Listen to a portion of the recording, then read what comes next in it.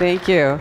The first thing I want to say is that if English is not your first language, I very much appreciate it that I can speak to you in English and you'll understand me. I really appreciate that because I don't know one word of Danish, so I really appreciate that.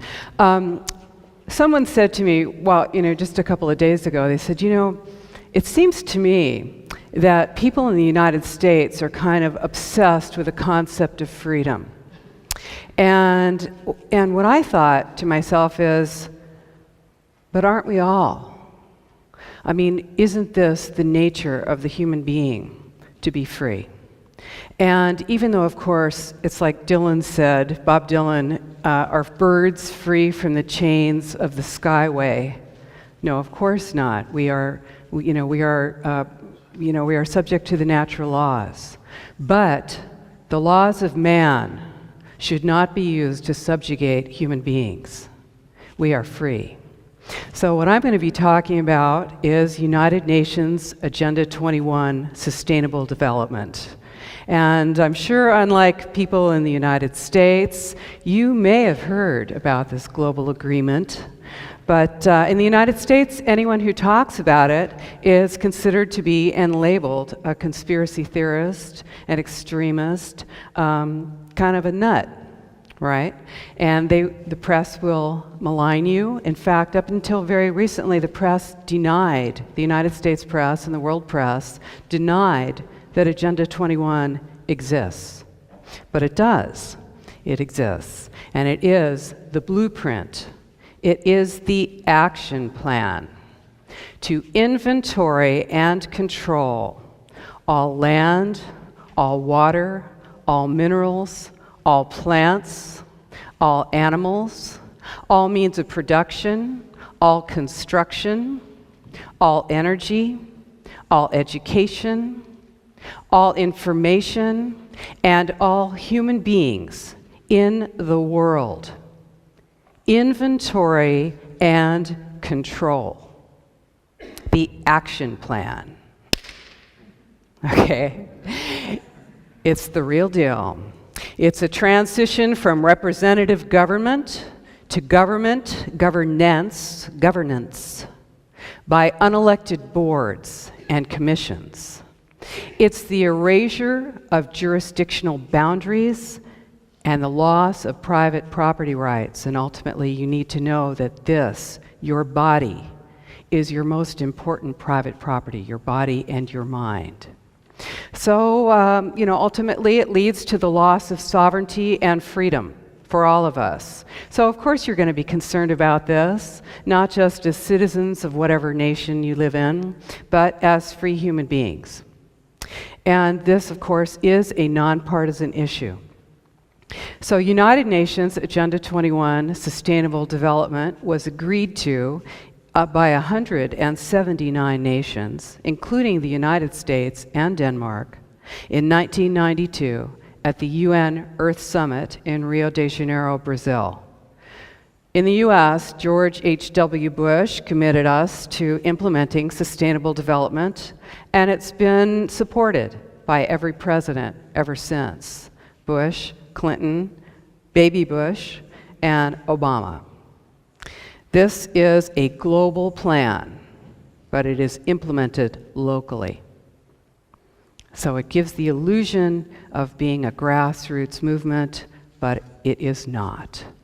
United Nations Agenda 21, Sustainable Development, is the biggest public relations scam in the history of the world. But it's far more than that. It's the agenda for the 21st century. That's what it's called by the UN. And it's a recipe for destruction. It enables and justifies monitoring and metering and restricting our energy usage and our water usage. And you see that, of course, as smart meters. Instituting a carbon tax on industry and ultimately on us as individuals. Pulverizing our roads and destroying our dams. Instituting data collection and data sharing, information sharing in energy usage, schools, healthcare, law enforcement, and in fact, in every part of our lives that had formerly been private. Diagnosing a huge portion of our population with mental illness and drugging us.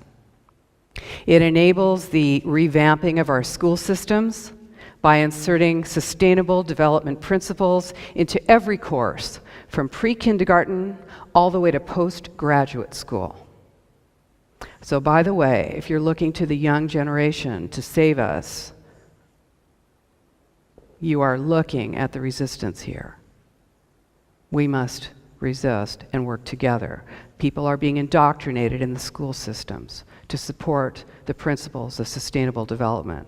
What else does it do? It enables the changing of every land use document in the world to require high-density development, high-density housing in city centers so that we can be more easily managed, controlled, and surveilled.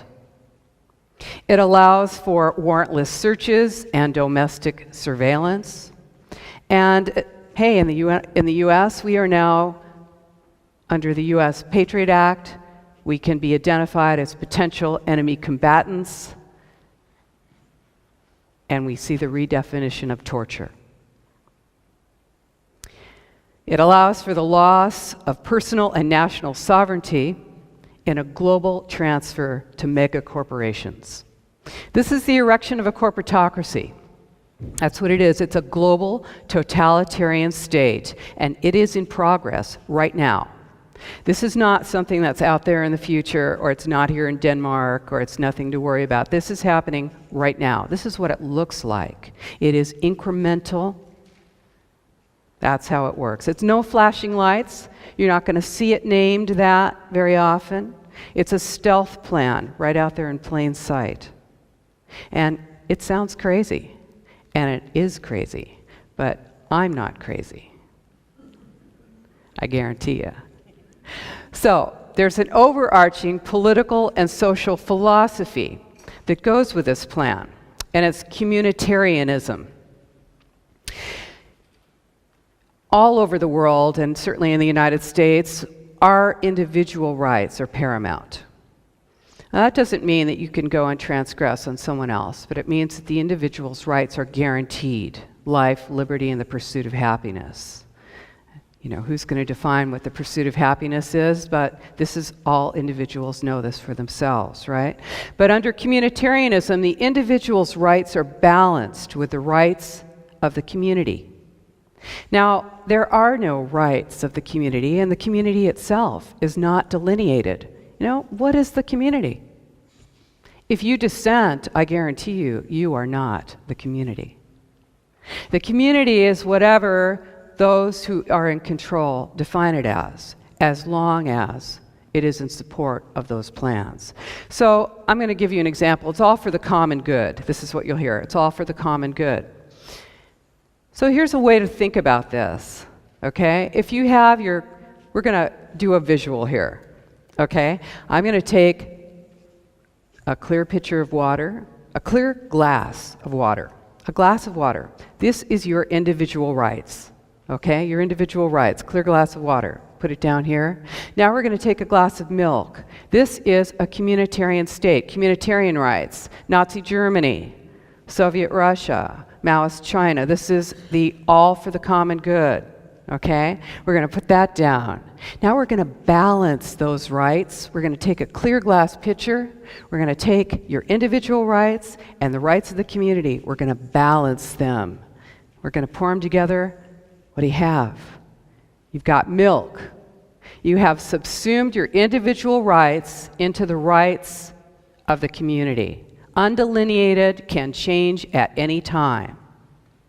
Okay? So, United Nations Agenda 21 is dependent on the Hegelian dialectic. And that says that a crisis is posed and a solution. A crisis comes up. Woo, and here's the solution. Okay? The balance between these becomes the new normal. Now, that's something that you may never have agreed to, that new normal, if it were not for that crisis. Okay? This is a new normal that is pressured. The acceptance of it is pressured because you have this crisis. So in the case of Agenda 21, we've got two major crises that enable its full implementation. What's the first one? Global warming, right? Global warming, climate change. Yeah, it's serious. The planet's in danger. The sea levels are rising. Life forms are threatened. And it's our fault. I'll give you an example of this culture of emergency that we're living in. This comes out of the lousy newspaper in my area. It says, it's hard to deny that the Earth is functioning well over capacity. Like an overworked horse, it's simply a matter of time before the global organism collapses. Oh, feel that. I'm scared. Ooh, our selfish, wasteful, greedy ways have almost destroyed the planet. But what are you going to do? Well, here comes the UN to the rescue, right? They're going to save the planet. 1987, the World Commission on Environment and Development, the Brundtland Commission, they came up with a book. It's called Our Common Future. And it defined sustainable development. That was, now everybody thinks they know. You can go around, man on the street, interview, ask people what's sustainable development. They all, it's cool, man. We're going to live in balance with nature. All right. Okay, here's where it came up. This is sustainable development, the definition. Development that meets the needs of the present without compromising the ability of future generations to meet their needs. Hey, that sounds cool, doesn't it? I mean, who could disagree with that? Did your grandparents think, I'm going to do everything I can to screw up life for my grandkids? No, all of us want to continue to live and to make life possible for others and to conserve, our environment. This is not about that. This is why I called my book Behind the Green Mask, because this is the mask, okay? So development that meets the needs of the present without compromising the ability of future generations to meet their needs. Well, great. All that remained then was to say, yes, indeed, everything we're doing now does compromise the ability of future generations to meet their needs. What are we going to do about it? So the General Assembly of the United Nations said to the World Commission on Environment and Development, hey, can you come back in 5 years, in 1992, with the action plan for sustainable development? And they did. And here it is, the action plan for sustainable development, Earth Summit, Agenda 21, the United Nations Program of Action at Rio. 1992, Rio de Janeiro Earth Summit, 300 pages, 40 chapters. This itself is a green mask. This itself, if you don't know how to read it and what you're looking at, you will think that it's just a document that talks about how everyone should be concerned about the planet. That is not what this is really about. In fact, the chairman, Maurice Strong, who you're going to remember, Maurice Strong, of course, had to flee to China because of the oil for food scandal. He was the chair of the World Commission on Environment and Development in 1992. And he said, what's unsustainable? The middle-class lifestyle, the middle-class suburban lifestyle, single-family residences, private vehicles, appliances, air conditioning, meat eating, tillage. Breaking the Earth's surface is unsustainable. Okay, so if you're into organic farming, if you're thinking, I'm going to go out there on a nice little piece of land and raise something, tillage is unsustainable. You need a $250,000 seed injection machine because you need to inject those seeds into the earth, right? Well, the optimum way of growing food is going to be in a downtown parking garage. They don't call it that. They have other names for it, but that's what it'll look like, a big structure in the center of your town where your food is grown in a concrete building. That's the optimal. Now, there are 3 E's, the 3 E's of sustainable development. This is the logo, the image that you're going to see, and this is what you hear, is the 3 E's: economy, ecology, and equity, social equity. And I'll show you the image for this. It's in here somewhere. You may have seen this. It's the 3 interlocking circles, right? It's ecology, economy, and social equity. And where they meet in the center, this is all where everything's in balance, and that's sustainable development. Okay? So the key provision, it's key to this plan that there be total data collection and information sharing worldwide. Because how else can you monitor whether people are balancing their environment, their economy, and their social equity? It impacts economics, housing, transportation, land use, health, education, water, energy, food production, privacy, and security. Is there anything I missed? Global biodiversity is dependent on creating something called islands of human habitation. Islands of human habitation. This is where we'll be. Dense urban cores surrounded by buffer zones and corridors for animals. The idea is to collect human beings into concentrated city centers, concentrated centers. So, okay, in 1992, the Earth Summit, 179 nations agreed by consensus to adopt this plan. It's a global plan. The goal was to implement sustainable development in all public and private policies and activities. The entire world. How was it done? How did they do it? I'll tell you about the U.S. In 1993, when Clinton took office, he created the President's Council on Sustainable Development. And this is, all the countries did this. They all created their local Agenda 21 to implement it locally.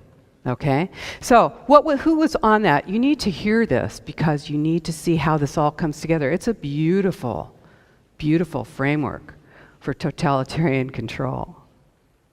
So who did they have on that? They had 10 cabinet-level secretaries: defense, interior, agriculture, education, transportation, and captains of industry like Enron. Ken Lay was on the President's Council on Sustainable Development.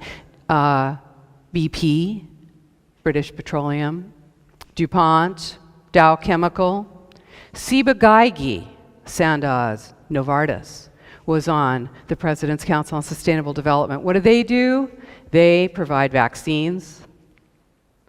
What else? Hypertension drugs and Ritalin for children. Who else was on there? Non-profit organizations like the World Resources Defense Fund, the National Resources Defense Fund, the World Wildlife Fund and Council, the Sierra Club.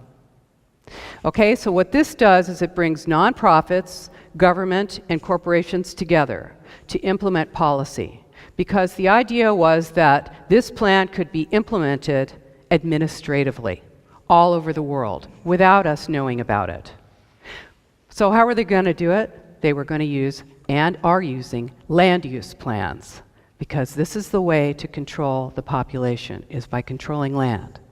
So in 1996, the President's Council on Sustainable Development in the US gave a multi-million-dollar grant to the American Planning Association to come up with a book.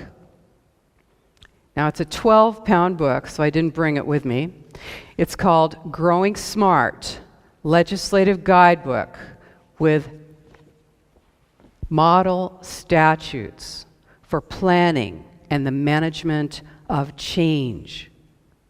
Change. Now, think about that word change. You don't have change without destruction. Transformation requires destruction of the old way. Now, that word change was used in the Obama administration, is still being used along with the word forward. Change and forward without asking, change to what? Forward to what? And what does that mean? So here we go. We've got a legislative guidebook that is now in every university if you're studying planning, and every single planning department in the entire nation that is guiding every planning department with sustainable development principles. So they said, hey, we're going to be able to do this. We're going to make this thing happen. And we can implement this without the people knowing, but when they find out that they're living in a dictatorship, they might not be happy. So it might be unpopular. So what are they going to do? So they came up with another book. It's called Sustainable America, A New Consensus. So you know the word consensus. If you look up consensus in a dictionary, hey, if we were going to have consensus in here, we'd all be in a big circle, we'd talk, let's say we're going to go party tonight. So we're going to talk about it and decide where we want to go, and everybody's going to get a chance to, we're going to work it out, right? That's real consensus, agreement of all parties. No. This is the new consensus. What is it? What is the definition? The new consensus is neutralization of the opposition. Neutralizing your enemies. Neutralize and convert. You dare to dissent?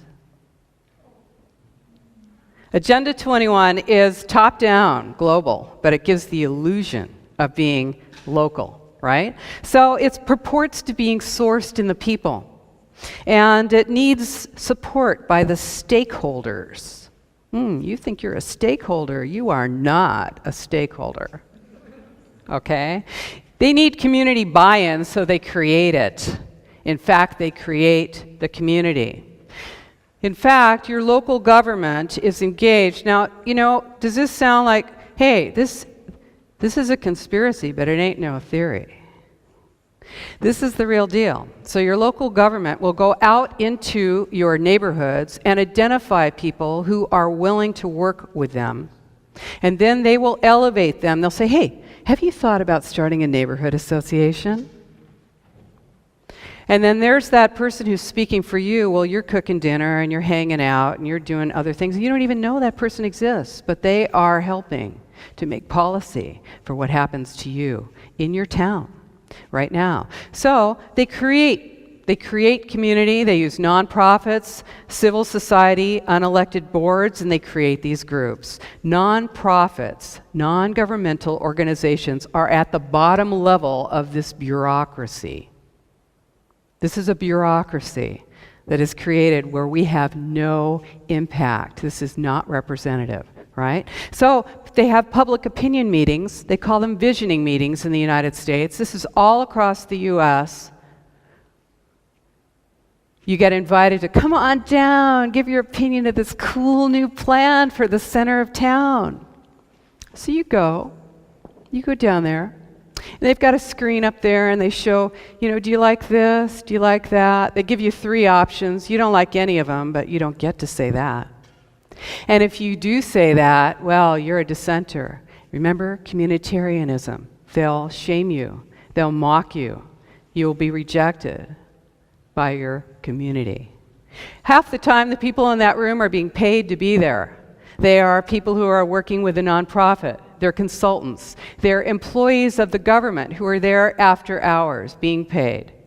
And you have wandered in, somehow you noticed that little tiny ad in the newspaper on page 7050. So you ended up in there, right? But right now, if you go to those government meetings, they use the RAND technique, the Delphi technique, a mind control technique, which is used to bring groups of people to a predetermined outcome while giving them the impression that it was all their idea. You are so smart. You came up with that plan all by yourself.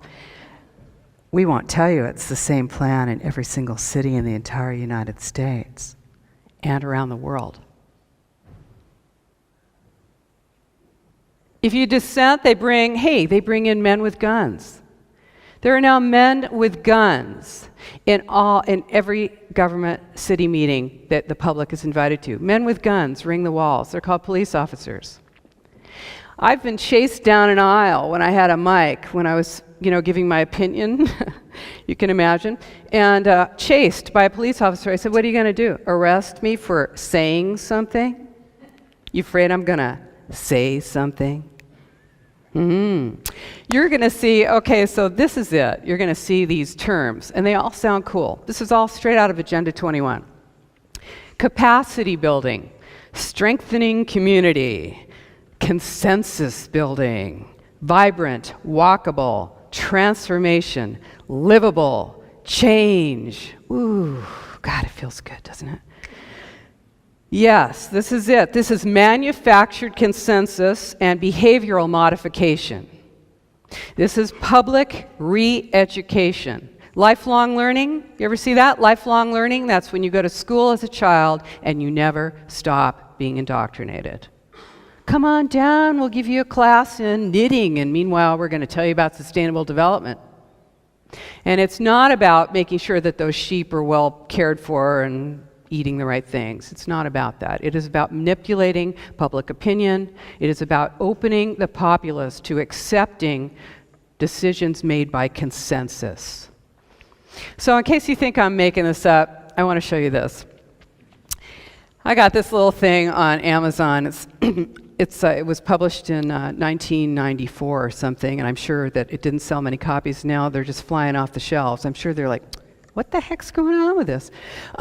This is called Rescue Mission Planet Earth, a children's guide to Agenda 21. Okay, it's so cute. It's got pictures. It's by the Children of the World and Boutros Ghali of the UN. Okay? Oh, this is so cute. It's all about how we're messing up the planet. And there's this one little quote I'll tell you. This is for children. The planet groans every time it registers another birth. I'm giving this to my kids. So what else does it say? There's this little booklet in the back. It says, turning Agenda 21 into action is a big challenge for us all. Thousands of people at the United Nations and all over the world are working on it. This booklet will show parents and educators how children can start to be a part of this work. Children are being used. They're being indoctrinated. They're told that they're killing the planet and that they have the power to save it. They're telling the most powerless people on the earth that they have the power to save it, the kind of stress that creates in a human being, right? You're killing the planet. So, there's something very important about what's going on in the educational system right now, and that's that there's no such thing as objective reality. Hey, that's just your opinion.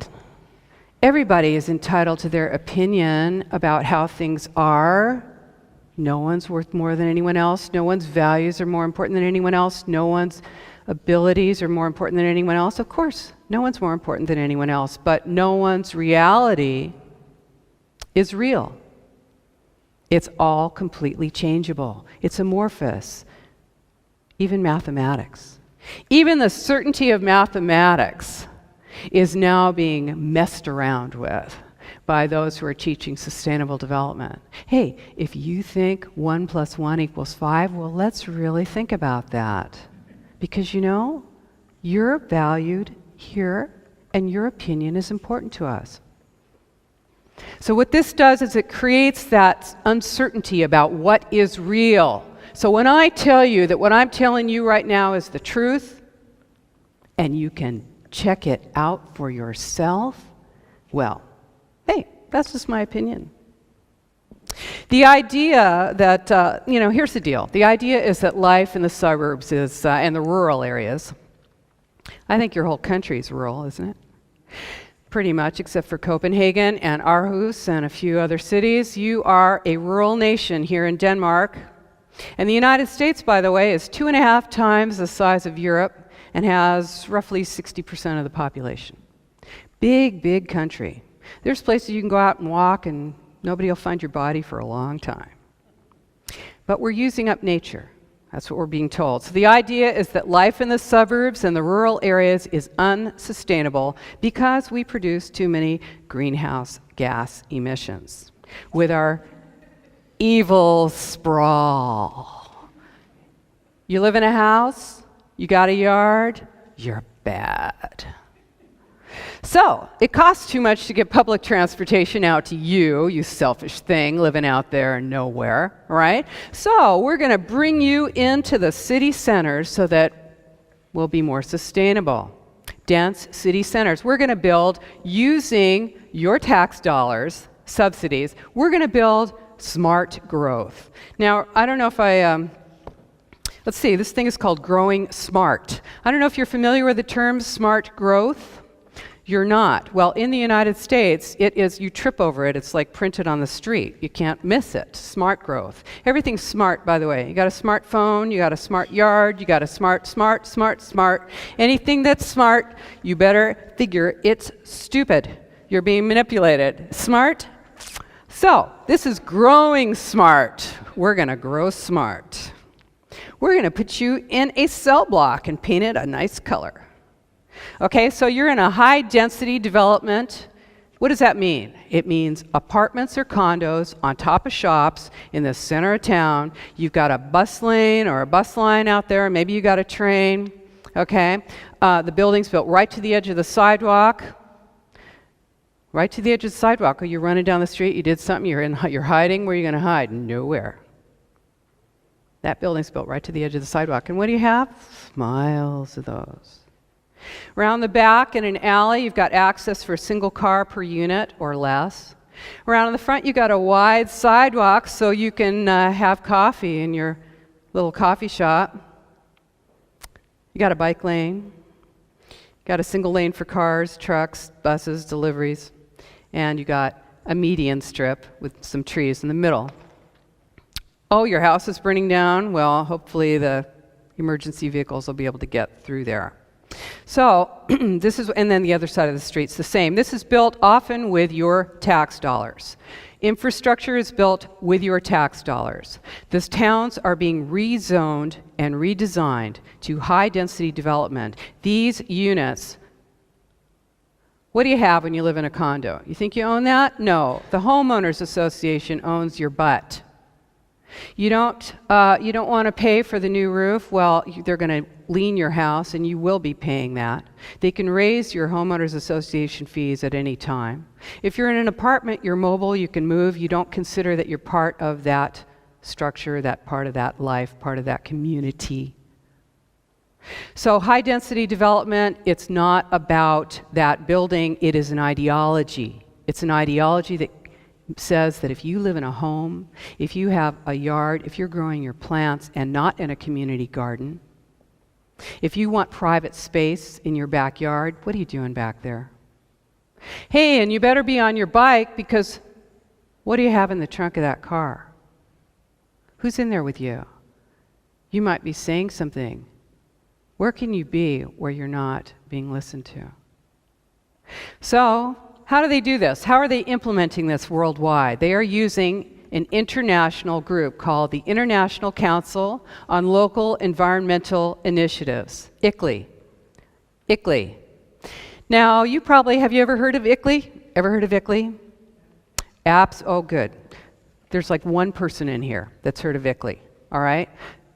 Why haven't you heard of it? Why haven't you heard of it? 179 cities in Europe are members. Most major cities in the world are members. That means you are a member. London, Berlin, Madrid, New York, Los Angeles, San Francisco, Rome, Amsterdam, Copenhagen are members of the International Council on Local Environmental Initiatives. It is a non-governmental organization created to implement Agenda 21 worldwide, to influence policy.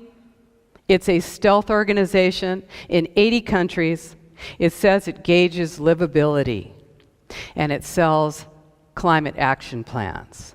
But really what it is it's a policy and legislation arm of the United Nations.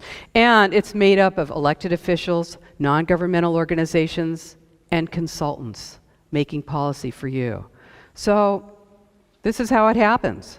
They actually, what they do is they concentrate power in the cities, in the large cities, and they slip the power, they slide the power into the control of non-representative boards and commissions. And then, for instance, the United States did not sign the Kyoto Treaty. The US did not agree to Kyoto, but 1,055 United States mayors did. They, in fact, agreed to implement through ICLEI, they agreed to implement the Kyoto Treaty in their cities, and these are major cities in the United States. So what they did is they went around the requirements, they went around the national requirements for ratification of a treaty. And this is how you break jurisdictional boundaries. This is what this is about. So, okay, so what's the goal? Hey, I want to tell you this one thing. Check this out. When Obama was running last time, he said, I'm going to commit the United States to reducing our greenhouse gas emissions 80% below 1990 levels. 80% below 1990 levels. Well, that seems like a lot, doesn't it? So I thought, gee, I wonder what year the U.S., I wonder what year we were at 90%, 80% of 1990 levels. I've got it. Okay, so I found a chart. I looked at it. Taking the greenhouse gas emissions of the year 2004, okay, that was the chart went up to that, so I found 1990, and then I dropped 80% below that emission and found what year was the United States, what year was the world emitting 80% of 1990 levels of greenhouse gas emissions? What year was that? What do you think? 80% below 1990 levels. Close, but wrong.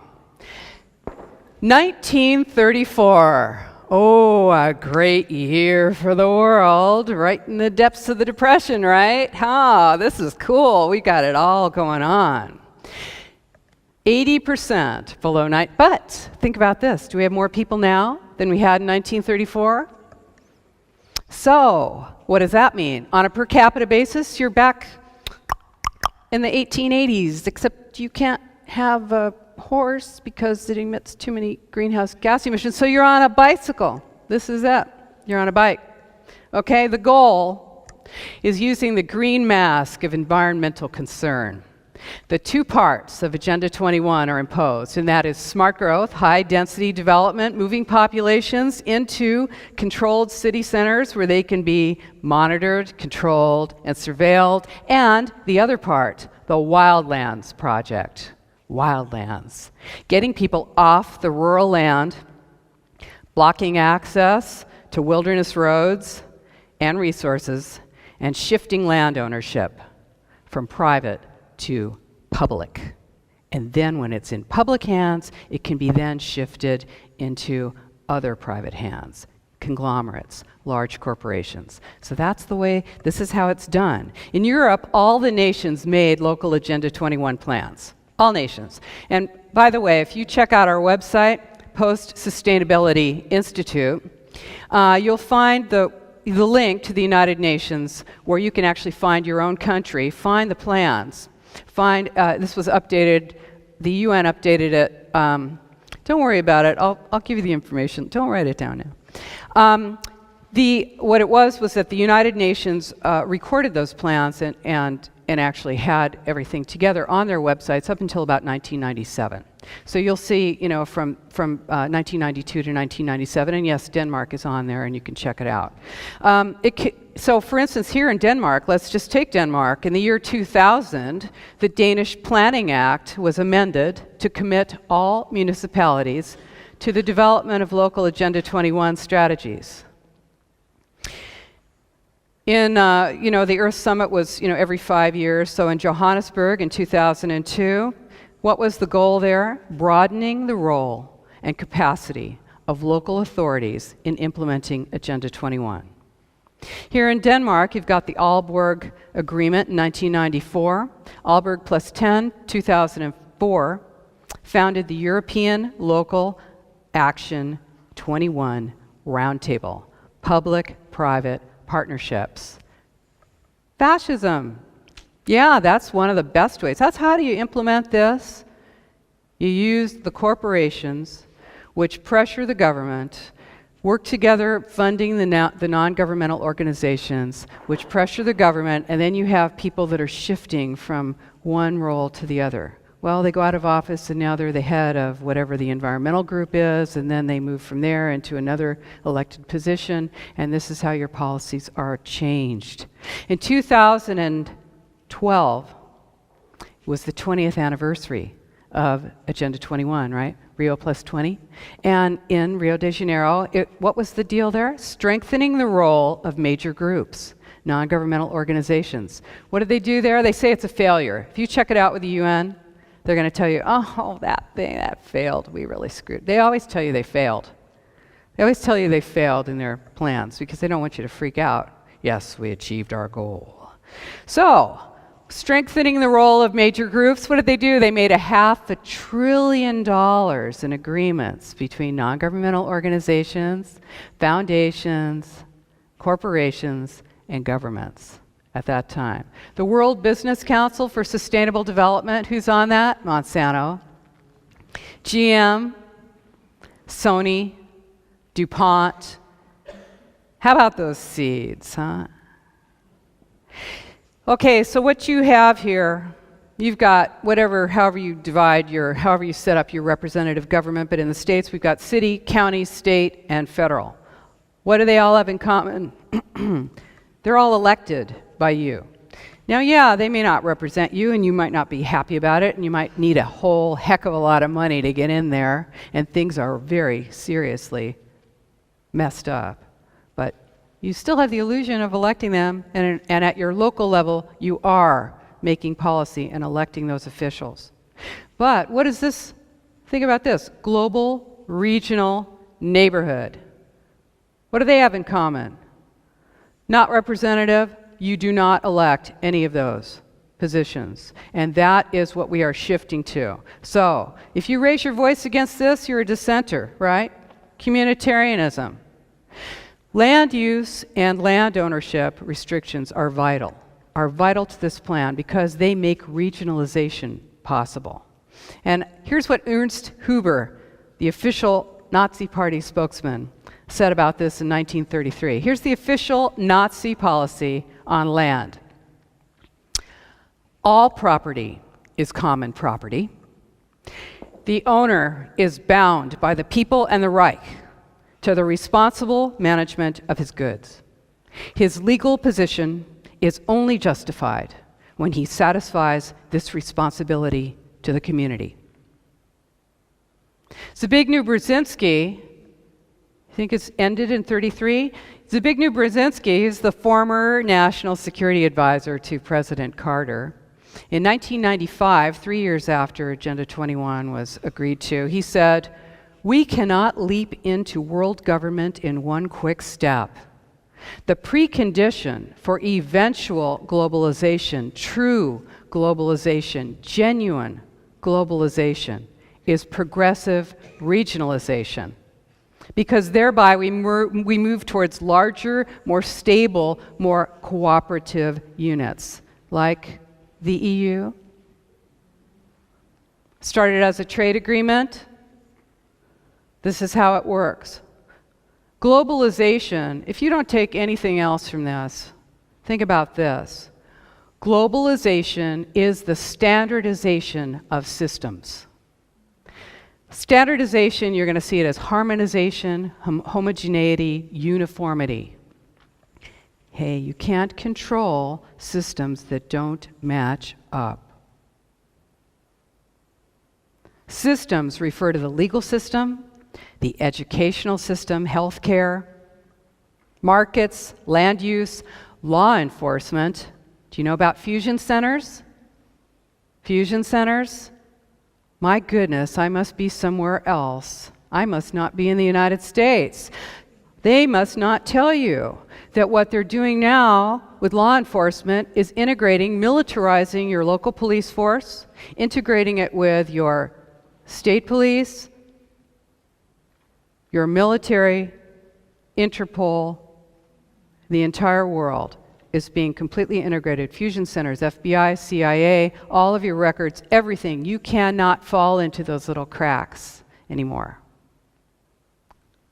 Can't happen anymore. Total, seamless information awareness, total awareness. So, globalization is the process of developing worldwide uniformity in social, political, economic, and environmental controls. That's what it is. That's globalization. It's the rise of the city-state, okay? This is how you do it. That's what regionalization is the rise of the city-state. You're going to lose nations. Now, I'm not, I don't really have time to talk about nationalism, but what I want to say is that the smaller the unit, the more power you have. If you're regionalized and you have 200 representatives sitting on they're elected, but they're sitting on an unelected board making policy. And let's just say this room, we are all representing some town or some state or some nation. How much voice do we have? Who listens to us? And how much power do we have? So I'm going to show you the new map of the United States of America. And you may not be able to see this very well. We have 50 states in the United States, but this is mega regions. Mega regions. Mega regions. Mega, large. Mega regions. These are the city-states. These are large cities that are being made larger. Now remember I told you that the gray area is the wildlands. That's going to be the area that no one will have access to. And I haven't told you anything about myself. I was a legal witness, an expert witness in land use and land valuation for my government, for the State Department of Transportation. Expert witness, testified in court. And I found out about this because I saw that people were not being able to use their land. And I looked behind that and I found Agenda 21. This is true. Okay, the federal government of the United States is doing this, is in process of creating mega regions, which are essentially crossing national boundaries. This is Cascadia. It used to be a portion of Washington State, Oregon State, Idaho, and Vancouver area, British Columbia in Canada. The Southern California and Texas Triangle areas include part of Mexico. This breaks national boundaries, it breaks state boundaries, it breaks county boundaries. It's also a project of the Ford Foundation and the Rockefeller Foundation. Regionalization and world government. You use trade agreements to destroy boundaries, and you actually cannot make local law that breaks those treaties. Okay, you standardize the law, you relocate populations and jobs. We've got the Trans-Pacific Partnership coming up in the United States and the Pacific Rim, and about to come in December is the Transatlantic Trade Investment Partnership with the EU and the United States. The United Nations policy on land use was established in 1976, and it says land. First of all, let me just tell you, if you think nobody owns anything, and hey, aren't we all just cool? This is just the world, this is just life, and oh, nobody can really own anything, and no one's free. I am sorry. That is not true. We do have ownership. We have ownership of this. Our ownership extends to those things that we value. Now, when that is taken away from us by, as I said, birds are not free from the chains of the skyway, but I do not wish to be chained by any man. Now, here is the land use policy of the United Nations. It says land can't be treated as an ordinary asset controlled by individuals and subject to the pressures and inefficiencies of the market. No, private land ownership is a principal accumulation instrument for accumulating wealth and concentrating wealth, and therefore it contributes to social injustice. Public control of land use is therefore indispensable. And what does that mean? It means that right now in the San Francisco Bay Area, we are fighting a huge plan that merges 9 counties and 101 cities into a single unit. Our group, my group, is suing to stop this. These plans are all over the United States. They regionalize the area, and most people have no idea that they exist. Most people are completely unaware that they will have no power to determine if they can use their land or not. If you bought a nice piece of land to retire on and you want to build a house on it later, you'll find that if you're outside of a 4% land area in the San Francisco Bay Area, 4%, that you cannot build on it. 100% of the structures in rural areas outside of the urban centers in the San Francisco Bay Area has to be rural. 100%. You want to build a house out there? No, you can't do that. Now, these plans are the same plan all over the world. I've got, here's the local county below me, just south of me, and they have the logo for United Nations Agenda 21 right in their land use plan. The San Francisco plan is the same plan as the Hanoi Capital Regional Plan 2030, Hanoi, Vietnam. So land use plans are used to change and craft the physical built environment. Where and how you live really determines your life. So this cult of new urbanism is a war on rural people. Rural people. That's what you're going to find, because what do corporations want? They want a mobile workforce. They want a release of all regulation on moving products across boundaries. They don't want boundaries. And they want low wages. So if you're living in a high-density apartment in the city center, you don't have any land around you, you're in an apartment, you rent it, you are a mobile person, you can be moved from one place to the other where the jobs are, you can be easily moved, and your wages can be low because you do not have a vehicle. You've got a bicycle. It's a lot cheaper to move you around, and you can be more easily surveilled because you have no private space.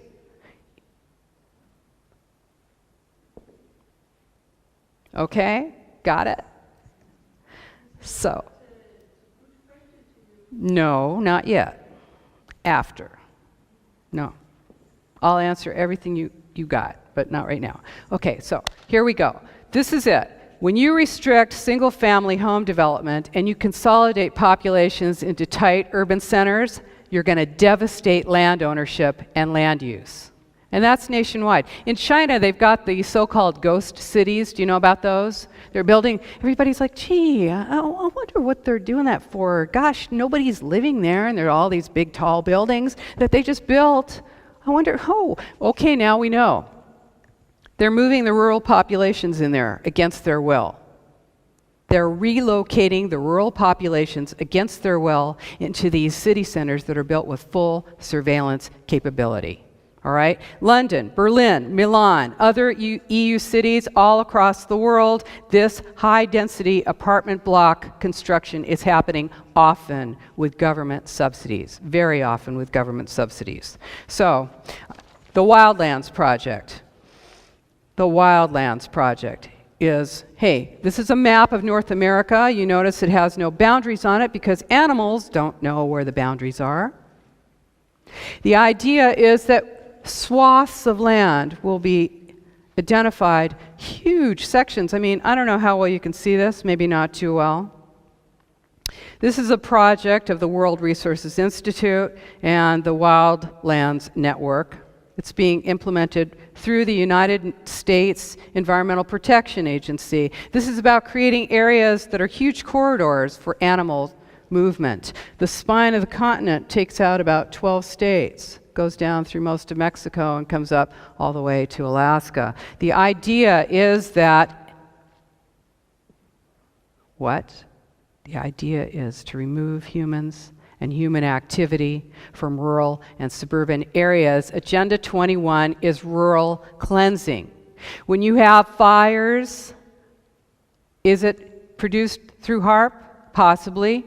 When you have fires, when you have floods, when you're looking at tremendous devastation like you've never seen before, Oh no, we're not going to let you back in there to rebuild your house, because you were living in a national forest, and we bought that land all around you, and now we want you out of there. Why? Because wilderness. What is wilderness identified as? What is wilderness? You think you know, you go out and you take a walk and you think you're in wilderness. Wilderness is an area where the earth and its community of life are untrammeled by man, where man himself is a visitor who does not remain. That's wilderness. That's what wilderness is. Urban people do not understand rural life. Urban people don't understand farming. There's a total disconnect. How do you get pushed off your land in the rural areas? They monitor your well. They restrict your access. They pulverize your roads to gravel. They stop your postal service. They take away your schools. They don't maintain your bridges. And pretty soon, you're the only one out there paying taxes, and you just can't keep doing it anymore. And you say, hey, that economic collapse was engineered to bankrupt people, engineered to move you into the city centers, get you off your land. Social equity equalizes the economies of the world, and it's going to have a negative impact. This has a negative impact on the developed nations. If you've got above average expectations, and you do, I guarantee you that you do, because you are not living like the average person in the world. So if you have above average expectations, this plan targets you. It is the corporatocracy, tightening the screws. It's about austerity. It's about artificial scarcity, restriction.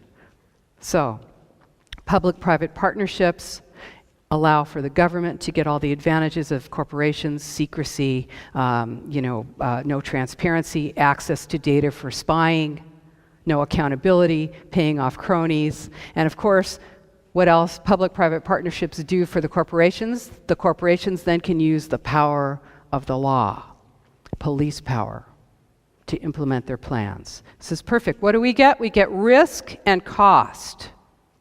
Domestic spying through Google and Facebook. Do you do Facebook? You know, I'll tell you, if I told you, if the government, let's check this out. I'm going to tell you the government is going to require you to carry with you at all times a monitoring device that says where you are, and also to tell where you are, what you're doing, how you're feeling, who you're with, what you're doing, what you eat. And you tell me, no way the government is going to make me do that. Well, they don't have to do that. What's the most efficient way to manage populations? What's the most efficient way to merge corporations and government? Fascism. If you add in civil society, non-governmental organizations, you've got totalitarianism. Okay? So, this is it. Using the cover of the environmental concern that we all have, right? The rigid control of a totalitarian state is in progress right now. And that's what's behind the green mask. That's it. So I said there are two major crises that are being used to implement totalitarianism. The first crisis, climate change. Crisis 2, terrorism. 9/11 was the catalyzing event that was used for this purpose. 9/11 was used to terrorize us. They had the Patriot Act all written. This event was created in order to lock down the world. Have you flown lately? Practically have to strip naked. In the US, I haven't seen this yet in Europe, but it's coming here. You haven't seen this yet. If you fly, right now you just walk through the metal detector. But in the United States, you get into this big sort of bubble, and you put your hands like this, and it takes a full photograph of your entire body, X-ray, who knows. I never do it. I refuse to do it. I opt out. Lady wants an opt-out. Woman refuses. Woman opting out here. Woman wants an opt-out. Here I am. I'm standing here in my socks. Waiting for somebody to put their hands all over my body. And here she comes. Nobody will make eye contact with me. They're all getting on the plane. She must have done something wrong. I'm not talking to her. I'm not going to look at her. She's cut out of the herd. Okay, so the woman, she takes me over. She's like, no. Okay, assume the position. I'm a criminal. I am a criminal. My body is being searched. Okay, so this is what I do when this happens. I say, so, this all you can think of to do for a living? Is there anything you won't do for them?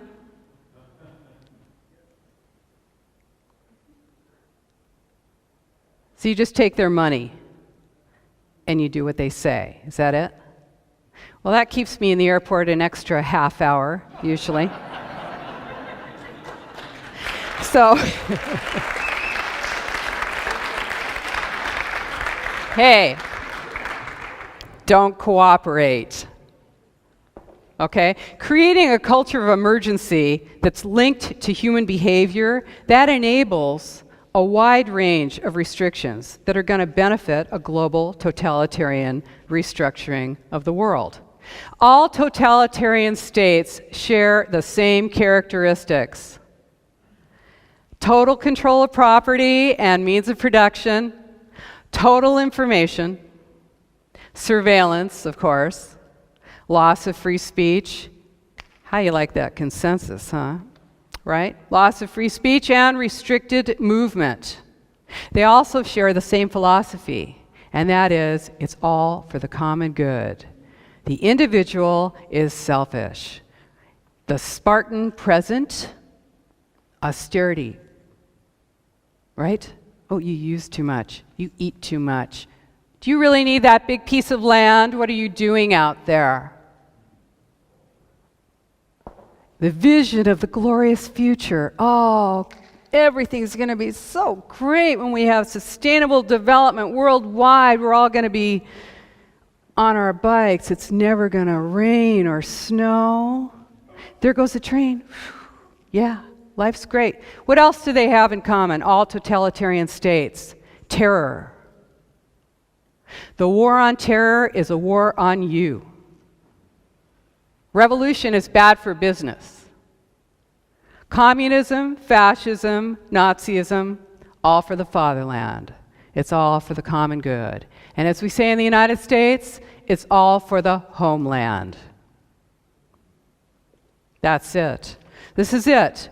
When you look at that smart grid, when you look at smart meters, what you're looking at is a gigantic information tracking and control system designed to control all electric, gas, water, and information systems in the world, including all of your personal data, your healthcare data, everything. This is what it's designed to do. That is the smart grid. Smart, real smart. Smart meters can be shut off remotely. Remember that when you dissent. 3 o'clock in the morning, you go to turn your light on. You got nothing. Or you went down and you made a scene at the local government meeting, and for some reason your water's not working anymore. Right? Surveillance state is essential to implementation of Agenda 21. Essential. The Nazis, this plan is a continuation of the Nazi plan, of the Soviet plan, of the plan, all plans. I don't care if you can go back to Alexander the Great. Okay, Siemens Corporation. Who's doing it to you? Siemens Corporation. You got a Siemens Corporation thing hanging on your wall or somewhere in your house, or you're using Siemens. Siemens Corporation is a Nazi group. Nazi Corporation. Under the, there were many hundreds of corporations that worked with the Nazis. Siemens was about to go under, was about to go bankrupt when Hitler came to power, and he generously offered them slave labor from the concentration camps, which they, of course, accepted. Now, what does Siemens do? They are in smart meters, the smart grid. They own water, huge, the biggest water in the United States. U.S. Filter is owned by Siemens Corporation. They fund the International Council on Local Environmental Initiatives. They funded Growing Smart. They're in high speed and light rail. Siemens. is implementing Agenda 21. IBM, okay? What did IBM do for the Nazis? Remember the tattoos on the arms? That wasn't just you're number 1, you're number 2, you're number 3. No. IBM created the computer systems for the Nazis so that they could analyze the data, so that they could collect and analyze the data for all of their prisoners. What is IBM doing now? They're working on biometrics to identify you through your eye. You want your money? You want to get your money out of that ATM machine? IBM. Okay? GE, General Electric, Smart Grid. This is a continuation of this plan. So, you've got full and total surveillance. You have the ultimate public-private partnerships with prisons, public-private partnerships and prisons. Privately owned prisons all over the United States. What do they need? Prisoners. How do you get more prisoners? You make more things crime. And you make criminal sentences longer. Public-private partnerships. Hey, collecting data, you know that the US government did not have enough room in their collection center outside of Baltimore, Maryland. They were actually browning out the town of Baltimore because they had so much of a power draw. So they just built out in Utah on a military base 1.5 million square feet of data collection centers. All information from and to the United States goes through there. 1.5 million square feet. That's pretty big. Your data, if you're transatlantic cables, everything goes right through there, all analyzed instantly. You're not going to see this in the mainstream media. 5 corporations own the media. 5 mega corporations own the media. Global markets. That's what this is about. In your universities, they're teaching it. UCLA has, for an example, 509 courses on sustainability. This is Bank of America, UC Berkeley. What does it say? Removing the roadblocks. How to make sustainable development happen now. Doesn't that look good? Can't wait to move in there, right? Oh, God. Everyone's in on it. Lawyers, consultants, planners, bicycle coalitions, the Lung Association, unions, Walmart. And you're like, oh, what is she, crazy? Come on. She really is a conspiracy theorist. No, I told you, it's a conspiracy fact. It's not a theory. It's real. This is how it's done. You know, I'm not going to go into it. My book goes into it. I have details, and I don't blame you if you're feeling overwhelmed, because who doesn't? This is a bloodless coup. This is an administrative coup d'etat. It's the most brilliant takeover of the world ever, and it is because technology makes it possible. You will not see tanks rolling through your town. It's never going to look like that unless you're in a third world country, and then they just want to take your stuff and use up their ordnance.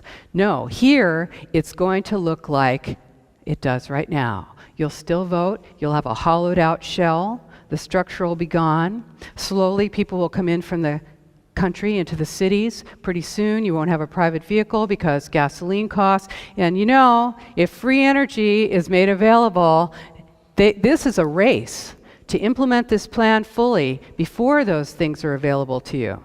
Because, hey, that makes it completely, you know what, sustainable development? Well, who cares when you're emitting water out of your tailpipe, right? Oh, let's drink it out right out of the tailpipe. No. It's not really about that. It's really about control. So what can you do about it? I want you to know there's a lot you can do. You are powerful. We are powerful. We need to take our power, and we need to do it through education, because most people have never heard of this. And I think they named it Agenda 21 to make it sound crazy. Oh, Area 51, Catch 22. What are you, crazy? So we've got flyers on our website. Now, don't just go to sleep. It's not nappy time. These are When was the last time you got a flyer with something that really meant something, that was intelligent, that got you, that made you say, hey, something is going on? Why is everyone talking about UN Agenda 21? Well, I'm not. I don't know anything about it. What's wrong with sustainable development? I don't know. Make these flyers. You don't like it? Make your own. They're on our websites. Print them out. There's hundreds of thousands of these out around the United States, many hundreds of thousands, and around the world. People are making these. They're putting them on, get up early in the morning, put them on doorsteps. Okay? Put them out there on the doorsteps. Don't try and hand them to people. They're like, no, don't, no. No, you got to put it on doorsteps. When was the last time you went out in your PJs to get your newspaper and you were like, whoa, this is pretty cool. They're not selling anything. Okay? So you want to do that. What else do you want to do? Withdraw your support. Do not willingly collaborate. Expose collaborators. Refuse to volunteer. Volunteerism, now, volunteerism is a big part of this plan. Mandatory volunteerism. Are you a citizen of the community? Are you giving back? What are you doing? Okay? Look at who you're volunteering for. Are they supporting sustainable development? Withdraw your support. Do not make contributions. Do not give your time to any group that is pushing sustainable development and high-density development in your city centers. Do not support. You want to kick ICLEI out of Copenhagen. Go down there and hang out with your friends and neighbors and fellow human beings in Copenhagen and say, this is happening here. We want to kick ICLEI out of Copenhagen. All right, expose the collaborators. Put up wanted posters. So-and-so is collaborating with the enemy. This is how. Link IBM, Siemens, biometrics, National Defense Authorization Act, domestic surveillance, smart growth. It's all Agenda 21. If your pastor is giving you a talk on sustainable development, you better go have a chat with your pastor. This is our job. Nobody's going to ride in here on a white horse and save us. This is it. This is our job. And you know what? I know that every single one of us, if we had been, and maybe some of us were, but if we had been alive during the Nazi takeover, well, we say to ourselves, we would have been in the resistance. There's nobody in this room who thinks they would have gotten up in the morning and put on a Nazi uniform, is there? You all think you would have been in the resistance. This is your time. This is your moment. You are the resistance. This is the resistance. This is the moment that we reach out and we get this information out and we refuse to be dominated by this plan. We can do it. We are doing it all across the world. Join us. Let's do it. Thank you.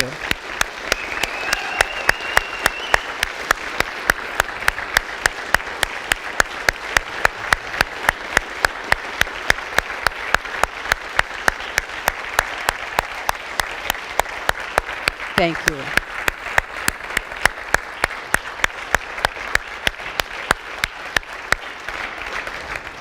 Thank you. Thank you very much, Rosa. Oh, great. Well, not only do you need my website, but you need my book. It's easy to read, big print, and it's very basic. It's a good book. And you can get it out there. There's a few. And then on our website, check out postsustainabilityinstitute.org. I know it's almost the longest website address. My other one is the longest website address, and that is Democrats Against UN Agenda 21.com. Boy, is that ridiculous. So just put my name in, okay, and my last name is Koire. Just put that into your search engine and check it out. It's all in there, and I know that we are gonna do this together. So, got questions, or do we have any time for a question? Yeah, we have a little bit time. I have a small comment to what you mentioned, because we I didn't know it actually hang together, but I was listening to Red Eyes Radio with Susanne Pors, and she talked about how it got more and more difficult in the land actually to get a loan to buy a house. Yes, that's right. So this is also another way of actually implementing Agenda 21 is that the banks or the credit institute simply will not borrow you money for some kind of reason, or the interest will be so high so you don't want to buy the house at the land. So there's a lot of different ways of doing this. Yeah, that's Okay, actually, I actually do talk about that in my book because we have that's definitely a part of it. No? Yes, there is a question. Is it hot in here or is it me? Rosa, when I look at some of the activities going on in the United States in the rural areas, Yeah. for instance, they have crazy gatherings there with a lot of motorcycles, cars, and everything, a lot of beer drinking and whatever they do. So, watching this, I think, wouldn't it be a good idea to get some of this activity out of the countryside? And another thing, Can't we purge some of the people? another thing I'd like to say to you, a friend of mine, she says to herself when she's in the TSA box sitting there being x-rayed or opts out of the x-ray and is in for a search, body search, she goes to the TSA guy or woman, oh yeah, give me a good massage, give me a good workover. Yeah, right. Yeah. Well, I prefer the person of my choice doing that rather than some stranger in a uniform. They hurt you too when you say that stuff to them. They don't like it. I want to thank you for you unveiling this to us in Denmark. I'm very happy because I can see tendency in Denmark, like you say. But of course, it's not so strongly clear in Denmark because we are individual. I will ask you, have you done a trial? You know, you go behind these things, and I know, I understand. But could you go to the government or Obama, which I think is sent from the light, and have a private talk with him about all these things? Oh my. Oh my. Where Why do I are you start? laughing? Well, you know, okay, I'm not, certainly I respect what you're saying. I'm asking you. I hear you. Of course, the government has made me their enemy. The government has targeted me as their enemy. And in fact, I worked for the government. I actually had to leave my job early. I am not a person that any elected official wants to talk to. Although that isn't entirely true because, in fact, my book, there have been projects around the United States to buy my book in bulk and give it to all of their elected officials. And now elected officials, lower level elected officials, local and Congress, are contacting me. And I did actually make a presentation to the New Hampshire state legislature and others. But what I want to say is that President Obama supports Agenda 21. There is no question about that. No question. It's not like this in Denmark at all, because I can every day make my talk in the debate and the politics in the newspaper, and I get approval from so many universities, and they know there's something wrong in Denmark. So we have a more... There's something wrong in Denmark. But I'm very happy to unveil this. I even can go to the government in your country and get the information. I did write to Obama to tell him not to get the one shirt. So I know system. I know we are ignored. We are also a parallel system in Denmark. This is a spiritual movement to know, to dare, to will, and you will unveil. I'm very happy to talk about this, but also to be silent in some places. I know that. My way is spiritual, so Well, good. You know what? You need everyone who's working on this works on it in their own way. The point is to do more and to work, and to continue. And whatever your understanding is, the important thing to recognize is that all of these systems are connected and that the mask is environmentalism. So, thank you. And do we have another question? Yeah, I think we have one over here. Like hi, your Rosa. shirt. Thanks. I was regarding what you said. First of all, I want to thank you so much for this presentation. It's so important. I knew a lot about this because I researched the New World Order every day, but I learned things through this presentation. But I want to ask you, how do you view the New World Order and the RFID chip? Because I think that's a big part of their plan. I'm sorry, I didn't hear that clearly enough. No? Sorry. The question: how do you connect the RFID chip with the New World Order and the Agenda 21? How do I connect the government teachers? Is that what you said? No, the RFID chip. I'm so sorry. Of course, the RFID chips. Thank you. A great question. And of course, they're essential to this because RFID is, these chips are so small, they'll be in every single element of your packaging. They're in your passport, they're in your driver's license, tracking, and also total information. The total information that's contained on those, literally, you cannot change your identity anymore. You used to be, when I was a kid, you could actually hide. You could screw up and you could be somebody else. No, not anymore. Everything is known and you are GPSed. When we're talking about, there are many things I'd like to go into, but essentially the answer is yes. That is totally, completely integral to implementation of this plan. Yeah. Short question. No, I missed the first part of the presentations. I don't know if you talked about this earlier, but I want to know if you believe in global warming, and if that case, how do you think we should deal with that issue? Well, that's good. Well, you know what? I don't believe, let's see, what about belief? Let's talk about belief. Tooth fairy? No. People say to me, do you believe in Agenda 21? I'm like, what is this, the tooth fairy? I'm talking about something real here.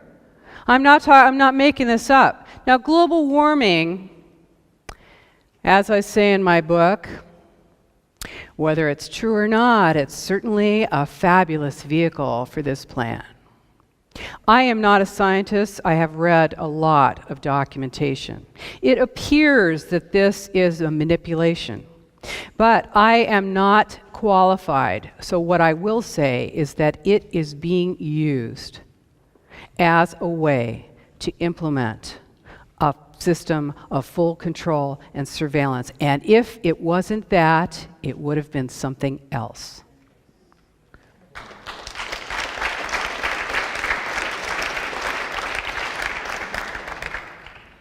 Hi. I'm just curious. Oh, yeah, sorry. I'm just curious about, because I hear so much about this is wrong, and this is wrong, but what are the alternatives? And is there any research or something? How do you know this is like a good alternative or not? Alternative to sustainable development? Yeah, to everything that's wrong. Well, to this, I think freedom is a great alternative to slavery. I'd pick that one anytime, okay? Now, as I said, and I think I understand your question. Okay, my partner, Kay, is a general contractor. We've been together for like 21 years or something like that. She's a general contractor, and she's built whole houses out of recycled materials. I do not own, I've owned very little that's brand new. Everything I get is recycled, owned by somebody else, channeling all that good energy. And that's great. I'm into that. I'm into, creative reuse, recycling, conservation of water or whatever that I'm using, mindful. But what we're talking about is the green mask, okay? So rather than posing a solution to a problem that maybe doesn't exist, what we want to look at is who we are as human beings. What our ideal is for us as human beings. What our expectations are. in terms of ourselves as individuals and our relationship to the world. And that is the way that we want to think. You know, if we are wasteful, if we're polluting, we want to clean that up. Now, the corporations, you cannot punish me if a corporation is providing material to me that I bought this, it's all that's available, let's say, in my store. Now, this is where our participation is important, because we say, well, we want recyclable materials. But this is just the face of it. This entire plan is about management, manipulation, inventory, and control of everything on the planet. Okay. We have another question. Sorry, I have a question. Regarding resistance and knowledge about all these things, the internet and surveillance by Facebook, can't we use it the other way around? There's a lot of resistance on Facebook and on the internet. Yes, very good. And, you know, I personally have dedicated my life to this. And I mean that in a very real sense, where I have given up, you know, I just came from Budapest and saw the Terror Museum in Budapest. I am willing, I told Kay, I said, hey, you got about 20 seconds before I rat you out totally if there's any torture going around. I'm probably going to break instantly. But the thing is that if we use media, in other words, we have to recognize that we have no secrets. That, in fact, your postal service is photographing every piece of mail so they know who's writing to you and who you're writing to. Now, they can't read the inside of that, but they know who is corresponding with you. We have very little places where we can be secret. That's another reason why we need our private vehicles and our private homes. And we need places where we can get together, strategize, discuss tactics, and work on this. And yes, if you do use electronic media, use it. Use it. Get this information out there. I do not have a Facebook page, but many people who know about me and have this information, get it out to people. This is our, if you want to use that, absolutely do it. Make, those QR or whatever, QVR or whatever those things are, those little stickers that you can put your smartphone up to. Make those and have them connected to our site or other sites that are telling the truth about this information. This is the information age. We are in a moment now where no one's holding a gun to our head yet. This is our time. Those of us who are free and who are willing to take the risk to speak out and tell the truth need to take this moment and use it. So yes, use your electronic media, absolutely. Okay, thank you. Let's see. Is that? I think we have one more question. One more, okay. Yeah, and that's the I last actually one. could stay here all day, and I'm happy to talk with anyone. Hi. I just wanted to thank you for a great lecture. It was really nice to have someone connect the dots, because this is really very complicated. And it was very nice to kind of put the things in perspective and connect all the corporations and everything. It was really nice. Thank you. Well, thank you. Thank you. No question. That was easy. I got off easy on that one.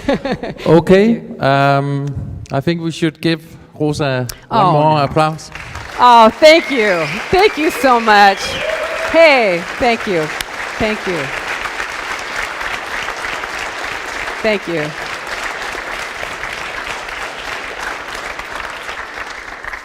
And thank you, Frank. And Rosa will also be available if any of you have some questions regarding this or other thing, I'm sure. So we have 5 minutes break, and then we will go on to show you an app who is trying to help coming up with solutions on environmental problems. So we are also here in Open Mind Conference trying to present solutions as well as problems. And now you will have a solution. Excellent. 5 minutes.